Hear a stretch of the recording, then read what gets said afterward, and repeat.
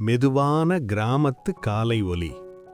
காற்றில் மண் வாசனை கலந்த அமைதி. அந்த கிராமம் ரொம்ப அமைதியானது. காலை சூரியன் மண்ணை மெதுவாக தொட்டுக்கொண்டிருந்த நேரம். செம்மண் வாசனை காற்றோடு கலந்திருந்தது. வரிசை வரிசையாக வளர்ந்திருந்த பப்பாளிச் செடிகள் இங்க வாழ்க்கை இன்னும் உயிரோட இருக்குன்னு சொல்வது போல நின்றிருந்தன.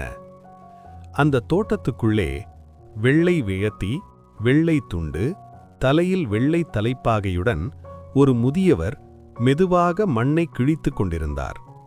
அவர் பெயர் முத்தையா.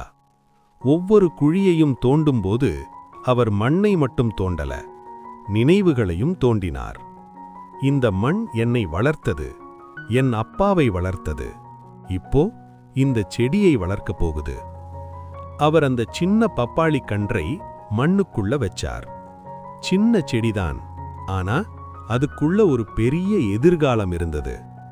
நீ வளரணும் கண்ணே, நான் இருக்கிறேனோ இல்லையோ, நீ இந்த மண்ணுக்கு சாட்சியாகணும்.